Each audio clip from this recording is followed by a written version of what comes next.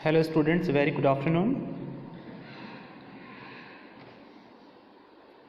आप सभी का सिविल इंजीनियरिंग गुरुकुल में बहुत बहुत स्वागत है।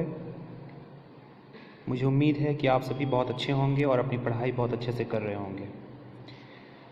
लास्ट के लेक्चर में यानी लेक्चर नंबर 1 था जो हमारा यूनिट 1 का, जिसमें हम लोगों ने ओवरव्यू ऑफ ट्रांसपोर्टेशन इंजीनियरिंग के बारे में स्टडी किया था, जिसका एक छोटा सा पार्ट जो कि क्रॉस ड्रेनेज वर्क था, इसके रिगार्डिंग में मैंने लास्ट के लाइव लेक्चर में मैंने डिस्कस किया था और उसका पीडीएफ मैं आपको बहुत ही जल्द प्रोवाइड कर दूंगा। ओके, तो जैसे ही फर्स्ट यूनिट हमारा कवर्ड हो गया, उसके बाद आप लोगों को उसका जो पीडीएफ नोट्स है आपको गूगल क्लासरूम के माध्यम से शेयर करना है। ओके, सो आज का ये लेक्चर जिसमें हम लोग अभी डिस्कस करने जा रहे हैं railway network zones and headquarters के बारे में। ओके, क्योंकि यूनिट नंबर 2 है जिसमें हम लोग कंटिन्यूसली अब रेलवे इंजीनियरिंग के बारे में पढ़ेंगे, जो कि ट्रांसपोर्टेशन इंजीनियरिंग का बहुत ही इंपॉर्टेंट पार्ट है और हमारे सिलेबस का भी बहुत इंपॉर्टेंट पार्ट है। ओके, सो मुझे उम्मीद है कि आप लोगों ने सिलेबस को काफ़ी अच्छे से 2 बार 3 बार देख लिया होगा और आपको सिलेबस के ईच एंड एवरी टर्म के बारे में काफ़ी जानकारी हुआ होगा।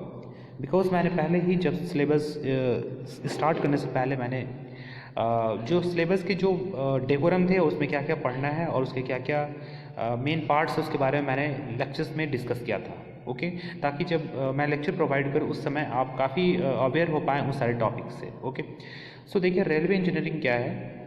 जिस तरीके से हम लोगों ने ट्रांसपोर्टेशन इंजीनियरिंग में देखा था कि ट्रांसपोर्टेशन इंजीनियरिंग एक वाइड डिसिप्लिन है सिविल इंजीनियरिंग का, जिसके अंदर में हम लोग ट्रांसपोर्टेशन से रिलेटेड जो डिज़ाइन है, कंस्ट्रक्शन है, मेंटेनेंस है एंड डेवलपमेंट के बारे में स्टडी करते हैं। ठीक है, तो ट्रांसपोर्टेशन के अंदर में बहुत सारे उसके सब पार्ट्स आते हैं, जैसे कि उसमें हम लोग रोड के बारे में स्टडी करते हैं, रेलवे के बारे में स्टडी करते हैं, है ना। उसके अलावा हम लोग एयरपोर्ट के बारे में स्टडी करते हैं। उसके अलावा हम लोग पोर्ट एंड ऑल दैट जो भी ट्रांसपोर्टेशन से रिलेटेड टर्म्स है उसके बारे में स्टडी करते हैं, दैट मीन्स वाटरवे के बारे में। ओके, सो ये जो हमारे यूनिट 2 है जिसमें हम लोग रेलवे इंजीनियरिंग के बारे में पढ़ रहे हैं, तो हम ये कह सकते हैं रेलवे इंजीनियरिंग क्या है, ट्रांसपोर्टेशन का एक इंपॉर्टेंट डिसिप्लिन है जिसके अंदर में हम रेलवे से रिलेटेड डिज़ाइन, रेलवे से रिलेटेड कंस्ट्रक्शन, रेलवे से रिलेटेड मेंटेनेंस उसके बारे में स्टडी कर सकते हैं। Okay, so railway engineering is nothing but a branch of transportation engineering in which we study about design, construction, development and maintenance of railway. Okay, सो अब सबसे पहले हम रेलवे को स्टार्ट करने से पहले हम एक बार देख लेते हैं कि रेलवे के नेटवर्क जोन्स क्या क्या है ना। उसके नेटवर्क जोन्स क्या क्या हैं, ताकि हम पहले ये जान पाएँ कि कितने नेटवर्क जोन्स है रेलवे के और उसके हेड क्वार्टर्स कहाँ कहाँ पे हैं। ओके, तो ये चीज़ें कभी कभी ऑब्जेक्टिव में पूछी जाती हैं एग्जामिनेशन में, सो एक बार आपको इसे देख लेना है अच्छे से। ओके, सो ये रेलवे के नेटवर्क जोन्स है। ओके, तो देखो सबसे पहले मैं ये बता दूँ कि जो रेलवे पूरा इंडियन रेलवे है प्रॉपर फंक्शनिंग के लिए उसको प्रॉपर जोन में डिवाइड किया गया है। किस में डिवाइड किया गया है? जोन में डिवाइड किया गया है। ठीक है, जिस तरीके से आप देख सकते हैं कि मान लो कि कोई रेलवे का नेटवर्क है, उसके अंदर में बहुत सारे छोटे छोटे जोन्स बनाए गए हैं, है ना। जोन बनाए गए क्योंकि इंडियन रेलवे काफ़ी बड़ा है और उसे एक जगह से ऑपरेट करना इट्स नॉट पॉसिबल। उसके लिए बहुत सारे छोटे छोटे जोन्स बनाए गए हैं और उस जोन्स के अंदर में डिवीज़न बनाए गए हैं, क्योंकि बहुत सारे रेलवे स्टेशंस को मिला करके एक क्या बनाया जाता है? जोन बनाया जाता है। ठीक है, मान लो कि ए बी सी डी मिल करके एक जोन बना दिया गया। ठीक है, इस जोन का नाम हो गया ईस्ट सेंट्रल रेलवे, ECR। ठीक है, अब ये जो जोन है, ये जो ECR है, ईस्ट सेंट्रल रेलवे है, ये जो जोन है ECR इस पूरे स्टेशन को ऑपरेट करता है। ठीक है, ठीक उसी तरीके से EF GH EI J, मतलब ये स्टेशन का मैं एक नाम दे रहा हूँ। ठीक है, अब ये जो जोन है इसको मिलकर के साउथ वेस्टर्न रेलवे ये ऑपरेट कर रहा है। ठीक है, तो मतलब ये जो साउथ वेस्टर्न रेलवे है इसकी जिम्मेवारी इन सारे स्टेशन को ऑपरेट करना है।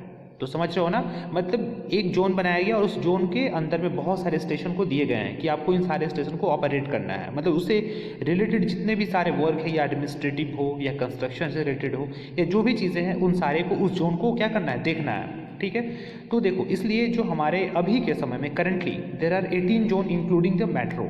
ठीक है, मेट्रो को लेकर के हमारे इंडिया में जो भी करंटली जोन है 18 जोन है। ठीक है, और 70 क्या है? सब डिविजन्स है। ठीक है, 70 क्या है? डिविजन्स है। तो देखो इसके अंदर में मेनली होता क्या है कि जो रेलवे के जो 18 जोन्स है, तो कभी कभी एग्जामिनेशन में उसके हेड क्वार्टर्स के बारे में पूछ ले जाते हैं। ठीक है, तो जो उसके हेड क्वार्टर्स है उसके बारे में हम कभी देख लेते हैं कि कितने जोन्स है, उसके हेड क्वार्टर्स कहाँ कहाँ। तो अभी एक चीज़ आपको याद रखना है कि 18 जोन्स है इंक्लूडिंग मेट्रो। ठीक है, अदरवाइज ऐसे 16 है। ठीक है, मेट्रो को लेकर के कितना है? 18 है और 70 क्या है? डिविजन्स है। तो चलिए एक एक करके हम थोड़ा सा एक बार देख लेते हैं, एक बार रफ ओवरव्यू। देखिए East Central Railway, East Central सबसे पहले हमारा है सेंट्रल रेलवे। तो सेंट्रल रेलवे का हेडक्वार्टर है Mumbai. After that Eastern Railway headquarter भी Kolkata, Northern Railway New Delhi, North Eastern Railway Gorakhpur, North East Frontier Railway Maligaon Guwahati, Southern Railway Chennai, South Central Railway Secunderabad,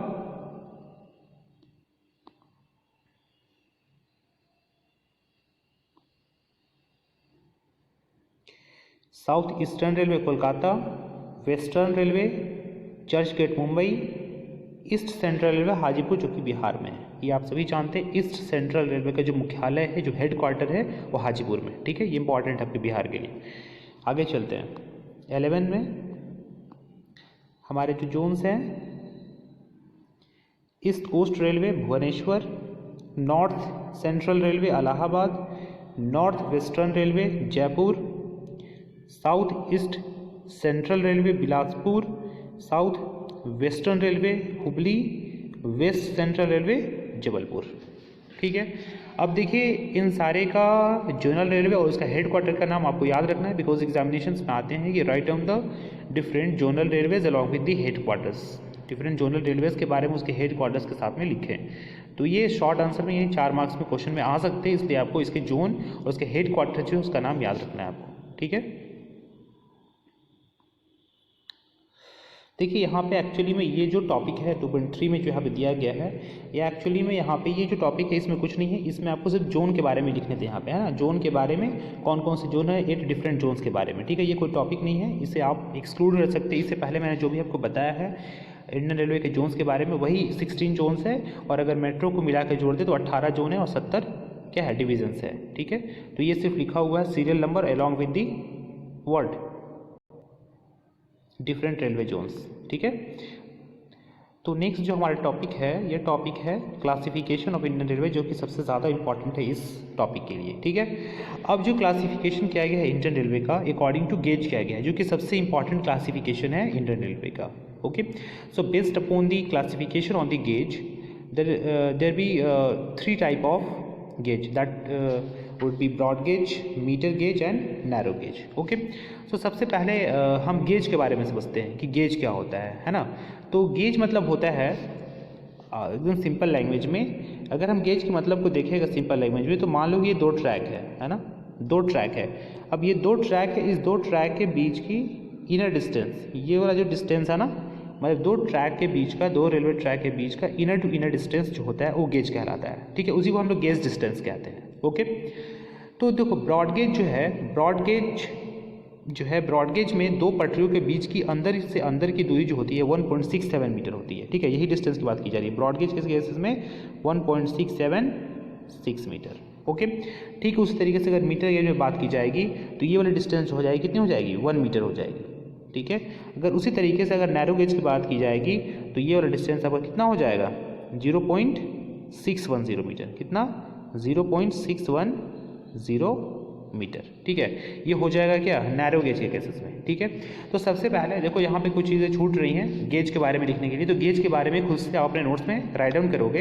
gauge क्या है, gauge is nothing but A distance between, inner distance between 2 railway tracks, है ना। 2 railway track के बीच की inner distance को हम लोग gauge कहते हैं। आप इसको 1 से 1.5 लाइन के अंदर में ऐसे लिख सकते हो, gauge is inner distance between 2 railway tracks, okay। Based upon the gauge, railway has been classified into following 3 groups: broad gauge, meter gauge and narrow gauge। जो सबसे इंपॉर्टेंट बात इसमें याद रखने वाली है गेज डिस्टेंस, क्योंकि एग्जामिनेशन में यही पूछा जाता है और ऑब्जेक्टिव में भी यहाँ से क्वेश्चन पूछ लिए जाते हैं, ठीक है। कि ब्रॉड गेज का स्टैंडर्ड विड्थ कितना होता है, तो ब्रॉड गेज का स्टैंडर्ड विड्थ है 1.67 मीटर, मीटर गेज का 1 मीटर एंड नैरो गेज का 0.610 मीटर। ये चीज़ आपको याद रखना है। और गेज मतलब क्या, 2 पटरी के बीच का, जो 2 रेल देखते हैं आप यहाँ, जब भी रेल की बात की जा रही है तो रेल के पटरी के बारे में बात की जा रही है, रेल इंजन के बारे में बात नहीं की जा रही है, ओके। जब भी मैं रेल बोल रहा हूँ उसका मतलब है रेल की पटरी की बात की जा रही है, ओके। सो रेल पटरी के बीच का जो अंदर से अंदर के बीच का डिस्टेंस है उसको कहा जा रहा है गेज। यहाँ पे ब्रॉड गेज के केसेस में 1.676 मीटर, मीटर गेज के केसेस में 1 मीटर एंड नैरो गेज के केसेस में 0.610 से लेकर के 0.762 मीटर, ओके। ये चीज़ याद हो गया होगा आपको। नेक्स्ट है जो सबसे इंपॉर्टेंट है, मतलब सारी चीज़ें तो यहाँ इंपॉर्टेंट है, जिसमें गेज बहुत इंपॉर्टेंट था, उसके बाद अलाइनमेंट है। तो देखिए अलाइनमेंट क्या होता है। अलाइनमेंट के बारे में मैंने बताया था जब लाइव क्लासेस चल रही थी उस समय, कि अलाइनमेंट क्या होता है, जिसमें हम लोग सेंटर लाइन को क्या करते हैं, प्रपोज करते हैं। ठीक है, मान लो कि आपको ट्रैक लेड करना है, ट्रैक आपको लेड करना है, उसके लिए सबसे पहले आपको सेंटर लाइन डिसाइड करना पड़ेगा। सेंटर लाइन डिसाइड करने के बाद ही हम यहाँ पे अपने ट्रैक को बिछा सकते हैं, क्योंकि सेंटर लाइन से हमें इधर की डिस्टेंस पता चल पाएंगे और इधर से डिस्टेंस पता चल पाएंगे, है ना। तो जो सेंटर लाइन को हम प्रपोज करते हैं ट्रैक के लिए, उसी को अलाइनमेंट कहा जाता है। ओके, और तो इसके बारे में देख लेते हैं क्या है। It is a centre line of A propose track in A plan, है ना। प्लान के अंदर में हम लोग सेंटर लाइन जो प्रपोज करते हैं उसको हम लोग क्या कहते हैं, अलाइनमेंट कहते हैं। It should be properly selected by taking into consideration the cost of construction, maintenance, safety and easy to travel. तो ये जब हम गेज को सिलेक्ट करते हैं, जब हम अलाइनमेंट को सिलेक्ट करते हैं, तो उसमें बहुत सारी चीज़ों को ध्यान में रखा जाता है कि हमारा कंस्ट्रक्शन कॉस्ट कितना होगा, है ना। जितना ज़्यादा हमारे पास, जितना मतलब इकोनॉमी है, जितना हमारे पास फंड अवेलेबल है, उसके अकॉर्डिंग ही हम अलाइनमेंट को करें, है ना। तो इसके अलावा जो मेंटेनेंस है, सेफ्टी है, इन सारी चीज़ों को भी हम लोग कंसिडर करते हैं। ठीक है, कौन कौन से फैक्टर्स है जो रेल अलाइनमेंट में गवर्न करते हैं। ठीक है, तो इसके लिए जो कुछ फैक्टर्स हैं, सबसे पहले मैंने जैसे बताया था आपको लास्ट के लेक्चर में, यानी लाइव क्लासेस के अंदर में, कि जो हमारा अलाइनमेंट होना चाहिए शॉर्ट एंड स्ट्रेट होना चाहिए। मैंने पहले भी बताया था कि जो हमारा अलाइनमेंट होना चाहिए, क्या होना चाहिए, शॉर्ट एंड स्ट्रेट होना चाहिए। दे should not be very sharp curve with the railway tracks. Okay, तो देखो जो हमारा रेलवे एलिमेंट शॉर्ट और स्ट्रेट कहने का क्या मतलब है। शॉर्ट एंड स्ट्रेट होगा तो हमारा जो इकोनॉमिकल है, जो कंस्ट्रक्शन इकोनॉमी हो पाएगा, उस पर ज़्यादा खर्च नहीं आ पाएगा, क्योंकि कर्व प्रोवाइड करने के बाद में हमारे एक्स्ट्रा कोस्ट जो है बढ़ जाते हैं, है ना, कंस्ट्रक्शन में। तो इन सारी चीज़ों को ध्यान में रखते हुए, और स्ट्रेट रहने के कारण हमारा जो रूट लेंथ होता है वो कम भी होता है। तो इन सारी चीज़ों को कंसिडर करते हुए जो हमारा अलाइनमेंट है वो शॉर्ट एंड स्ट्रेट होना चाहिए, पहला जो फैक्टर है। दूसरा है the alignment must be safe for traffic operation. Alignment हम उस तरीके से करें ताकि जो हमारा ट्रैफिक ऑपरेशन है वो सेफ हो। ठीक है, इसमें हम ये भी ख्याल रखते हैं कि जो हमारा रोड का क्रॉसिंग है उस चीज़ को भी ध्यान में रखा जाता है। The alignment should be economical. Economical मतलब क्या होना चाहिए, जितना हमारे पास फंड अवेलेबल है उसके अकॉर्डिंग होना चाहिए। ठीक है, it should take care of obligatory points such as the location of river and crossings. ठीक है, इस चीज़ का भी ध्यान में रखा जाए कि जब रेलवे ट्रैक को जब हम अलाइन करें, मतलब रेलवे ट्रैक को जब हम बिछाएं, तो नंबर ऑफ जो रिवर्स है या नंबर ऑफ वैलीज है या नंबर ऑफ ऑब्स्ट्रक्शन है वो मिनिमम हो। ठीक, इस चीज़ को ध्यान में रखते हुए हम प्लान करते हैं। अलाइनमेंट मतलब यही होता ही है कि आप जो प्लान कर रहे हैं, आप जो कंट्री का जो ज्योग्राफिकल एरिया है उसके अकॉर्डिंग करें कि आगे जा कर के ये अलाइनमेंट है, रिवर से ज़्यादा ये कोशिश करें कि रिवर से क्रॉस ना करें, वैली से क्रॉस ना करें, या कहीं ऑब्स्ट्रक्शन हो वहाँ से क्रॉस ना करें। ठीक है, जहाँ तक आप लोग देखते होंगे रेलवे अलाइनमेंट जो होता है, रेलवे ट्रैक जो होता है वो स्ट्रेट लाइन में होता है। There should not be curve, there should be possible, if possible there should be provided with a curve. अगर जहाँ पे प्रॉब्लम है कि नहीं वहाँ कर्व प्रोवाइड करना ही पड़ेगा तो वहाँ पे प्रोवाइड करना पड़ेगा, बट जनरली हमारी जो कोशिश होनी चाहिए कि कर्व मिनिमम नंबर ऑफ में प्रोवाइड करें, या हमारे पास जितने सारे एसोसरीज है उसके अकॉर्डिंग ये चीज़ें हों। ठीक है, नेक्स्ट है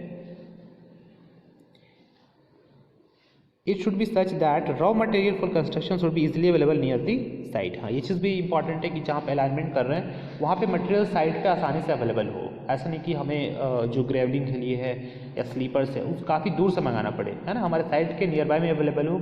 तो उससे क्या होगा कि हमारा जो कंस्ट्रक्शन कॉस्ट है ट्रांसपोर्टेशन का वो क्या होगा, सेव होगा। ठीक है, Martian low laying area should be avoided. Martian low laying area कहने का मतलब क्या है कि वैसा लैंड जो लो लेइंग में है ना, ये उसके अलावा मार्शी है, मतलब वहाँ पे दलदली क्षेत्र है, वैसे एरिया को हम अवॉइड करते हैं। तो जहाँ पे आप देखते हैं रेलवे ट्रैक उसको कभी सफिशिएंट हाइट पे ले जाकर तब ट्रैक को क्या किया जाता है, लेड किया जाता है ना, मतलब लो लेइंग एरिया नहीं होना चाहिए। ठीक है, नेक्स्ट है track should be located such that they should not responsible for delay and congestion of traffic during passion of train, so it should be advisable to bypass the built up area, है ना। तो ये भी ध्यान में रखा जाता है कि जहाँ पे कोई भी ऐसे कंस्ट्रक्शन वर्क चल रहे हैं, रोड का हो गया या और भी चीज़ें, तो वैसे कंजेशन एरिया से हम लोग अवॉइड करें और वैसे एरिया से हम लोग अलाइनमेंट को क्रॉस करें जहाँ पे जो नंबर ऑफ डिस्टर्बेंस है वो मिनिमम हो। ठीक है, next it should facilitate easy slope and curve fanning, है ना।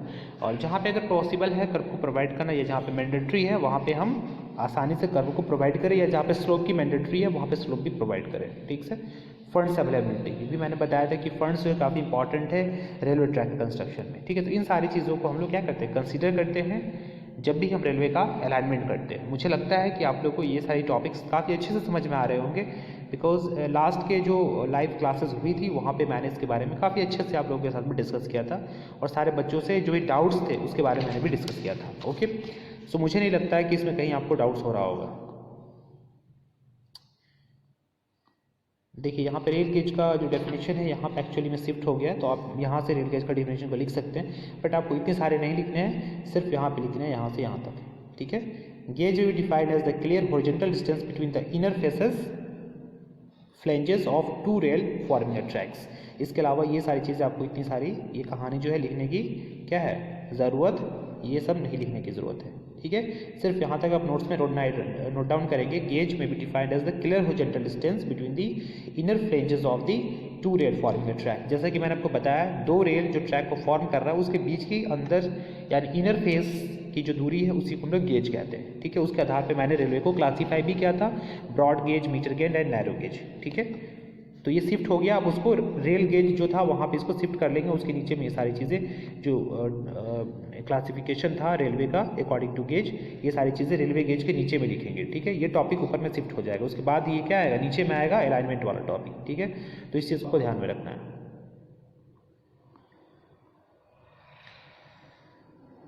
अब type of gauge practised in India, India में कितने सारे गेज अभी चल रहे हैं, जैसे कि मैंने आपको बताया, तो वही सारे गेज जो मैंने अभी पढ़े हैं उन्हीं सारे गेज बारे में यहाँ दिया गया है। तो एक बार हम लोग इसके बारे में थोड़ा सा ओवरव्यू देख लेंगे। ओके, सो देखिए सबसे पहला ब्रॉड गेज है 1.676 मीटर जो इंडिया में चल रहा है। ये ज़्यादा चल रहा है, ज़्यादा नहीं, मोस्टली जो भी इंडियन रेलवे भी वर्क कर रही है ब्रॉड गेज पे कर रही है। ठीक है, नेक्स्ट है metre gauge 1 metre, narrow gauge, और ये क्या है 0.762 मीटर से 0.610 मीटर। ओके, तो ये सारी चीज़ें हैं, इसके बारे में एक बार हम लोग थोड़ा सा शॉर्ट पढ़ लेते हैं, फिर आगे बढ़ते हैं। देखिए ब्रॉड गेज वही सारी चीज़ें लिखी हुई। In broad gauge the clear horizontal distance between the inner flanges of two railway forming a track is 1.676 metre, इसको कह सकते हैं 1676 mm। ठीक है, it is standard gauge of India. देखिए ये इंडिया का सबसे स्टैंडर्ड गेज है, मतलब पूरे इंडियन रेलवे इसी पे काम कर रही है। Okay, it is also the broadest gauge of the world, world में भी ब्रॉडेस्ट गेज है। At the places where the traffic is high and area is plain, जहाँ पे ट्रैफिक बहुत ज़्यादा है, मतलब जहाँ पे जो ट्रेन है बहुत ज़्यादा क्रॉस हो रहे हैं, वहाँ पे ब्रॉड गेज को रिकमेंड किया जाता है। ठीक है, the total construction code of such gauge is generally heavy. इस केसेस में चूँकि यहाँ पे गेज का विड्थ ज़्यादा है और यहाँ पे नंबर ऑफ ट्रैफिक्स भी ज़्यादा है, तो जाहिर सी बात है जो नंबर ऑफ ट्रैफिक ज़्यादा है तो वहाँ पे जो गेज है वो काफ़ी हैवी हो जाता है वहाँ पे, है ना। तो इन सारी चीज़ों को ध्यान में रखना है। तो पहले आपको याद रखना है कि जो क्लियर हॉरिजॉन्टल डिस्टेंस है दो रेल फॉर्मिंग अ ट्रैक, उसके बीच का इनर डिस्टेंस उसको वो गेज कहते हैं, जिसका डिस्टेंस 1.676 मीटर होता है। और ये इंडिया का स्टैंडर्ड गेज है, जिसमें और ये कह सकते हैं कि वर्ल्ड का भी स्टैंडर्ड गेज है, वर्ल्ड का सबसे ब्रॉडेस्ट गेज है। और ये जनरली वहाँ पे प्रोवाइड करते हैं जहाँ पे नंबर ऑफ ट्रैफिक ज़्यादा हो। ठीक है, वहाँ पे ये रिकमेंड करते हैं। ठीक है, तो ब्रॉड गेज के बारे में आपको समझ में आ गया होगा। अब मीटर गेज के बारे में एक बार देख लें। ठीक है, in metre gauge the clear horizontal distance between the inner flanges of two rail forming a track is 1 metre. मतलब जो दो ट्रैक होता है जिससे फॉर्म होता है रेलवे ट्रैक, उसके बीच का अंदर जो डिस्टेंस होता है, ये वाला पार्ट जो होता है ये होता है 1 मीटर। ठीक है, नाम से ही क्लियर है, मीटर गेज। ठीक है, देखो however it was developed for under developed area such as Rajasthan, near part of Andhra Pradesh, on the track traffic is medium likely to increase. इसका मतलब क्या है कि देखो इट वाज, ये डेवलप किया गया था, अभी नहीं है, था। ठीक है, तो पहले जो है राजस्थान में या आंध्र प्रदेश के कुछ एरियाज़ में जहाँ पे नंबर ऑफ ट्रैफिक्स कम है, जहाँ पे काफ़ी कम लोग रहते हैं, वैसे एरियाज़ में ये मीटर गेज को एडॉप्ट किया गया था। ठीक है, बट अभी के समय में सारी जगह में ब्रॉड गेज है। ओके, अब देखो narrow gauge. In narrow gauge, the clear horizontal distance between the inner flanges of two rail forming a track is either 0.762 metre और 762 mm। ठीक है, मीटर को 1000 से मल्टीप्लाई कर दो, mm में चेंज हो जाएगा। और कह सकते हैं 0.610 मीटर भी हो सकता है, इसको 610 mm भी कह सकते हैं। ठीक है, 2 फुट 6 इंच से 2 फुट 0 इंच। ठीक है, ये फुट और इंच पे दिया गया है, बेसिकली आपको मीटर और mm में याद रखना है। ठीक है, in case of hilly areas where traffic is low, hilly areas, हिली जहाँ पे पहाड़ी क्षेत्र जहाँ पे ट्रैफिक लो है, areas are not likely to develop so soon, narrow gauge of different size is recommended. अब हिली एरियाज है और जहाँ पे ये है कि वहाँ पे ट्रैफिक इंक्रीज नहीं होने वाला है, लिमिटेड ट्रैफिक एकदम, तो वहाँ पे हम लोग नैरो गेज को प्रोवाइड करते हैं। बट इन जनरली मैं बता दूं आपको, जिसके बारे में मैंने पहले ही बताया था, प्राइवेट फैक्ट्रीज़ में जहाँ पे हमको अंदर ही बहुत सारे सामान को ट्रांसपोर्ट करना है एक जगह से दूसरी जगह पर, क्योंकि फैक्ट्री बहुत बड़ी बड़ी होती है, मिनी रत्ना, महारत्ना कंपनीज है, जहाँ पे अंदर में सामान को ट्रांसपोर्ट करना के लिए वहाँ पे नैरो गेज को प्रोवाइड किया जाता है। तो वही चीज़ें यहाँ पे अभी देख सकते हैं, वो लिखा हुआ है यहाँ पे, the gauge of 610 mm is also called feeder gauge. इसी को हम लोग नैरो गेज को फीडर गेज भी कहते हैं और उसको लाइट गेज भी कहते हैं, ठीक है। And commonly used for feeding raw material. देखिए रॉ मटेरियल मतलब कच्चा जो मटेरियल है, to big government manufacturing concerns as well as the private factories such as steel plant, oil refineries and sugar factories। मैंने आपको पहले भी बताया था कि जितने सारे प्राइवेट फैक्ट्रीज है, स्टील प्लांट्स है, ऑयल रिफाइनरीज है, शुगर फैक्ट्रीज है, इन सारे में सामान को ट्रांसपोर्ट करने के लिए एक जगह से दूसरी जगह पे वहाँ पे फीडर गेज या नैरो गेज को वहाँ पे हम लोग क्या करते हैं, प्रोवाइड करते हैं, ठीक है। तो आई होप कि आपको broad gauge, narrow gauge and metre gauge में क्या डिफरेंसेस है और कितना स्टैंडर्ड विड्थ होता है, गेज डिस्टेंस कितना होता है, आपको काफ़ी अच्छे से समझ में आ गया होगा। ओके, सो देखिए अब गेज है और कुछ कहाँ कहाँ किस किस कंट्रीज़ में किस टाइप के गेज एडोप्ट किए गए हैं उसके बारे में थोड़ा बहुत जानकारी ले लीजिए आप। ब्रॉड गेज है 1676 mm, ठीक है, ये mm में, मीटर में नहीं है। 1.676 मीटर 1000 से मल्टीप्लाई करेंगे आप तो वो mm में कन्वर्ट हो जाएगा। सो इस टाइप के गेज है इंडिया में, श्रीलंका में, ब्राज़ील में एंड अर्जेंटीना में, ठीक है। मीटर गेज कहाँ कहाँ पे, इंडिया में, फ्रांस में, स्विट्जरलैंड में और अर्जेंटीना में, ठीक है। नैरो गेज देखिए 726 mm का कहाँ पे है, इंडिया एंड ब्रिटेन में, 610 mm का इंडिया एंड साउथ अफ्रीका में। तो ये कुछ कंट्रीज़ है जहाँ पे डिफरेंट के गेज एडोप्ट किए गए हैं, ठीक है। तो इतना इंपॉर्टेंट नहीं है आपके लिए, बट आपको याद रखना है, ठीक है। तो मुझे लगता है कि आप लोगों ने आज जो टॉपिक सीखा है उन सारे टॉपिक के बारे में आप पहले से अवेयर थे, ठीक है।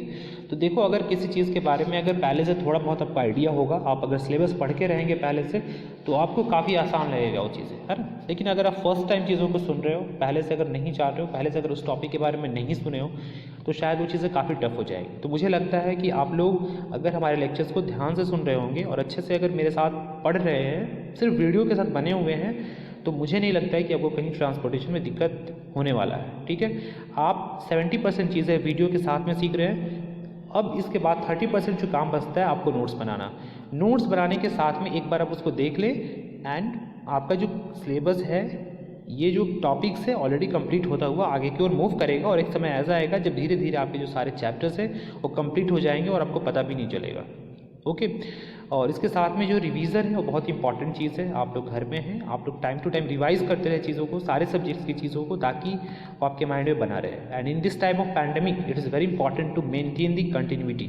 ओके, अभी के समय में कंटिन्यूटी को बनाना काफ़ी इंपॉर्टेंट है। बहुत बच्चे कंटिन्यूटी को नहीं बना पाते हैं। ओके, सो कंटिन्यूटी को बना करके रखें और रेगुलर मोड में पढ़ाई करें। Okay, so thank you student for watching this session. God bless you all.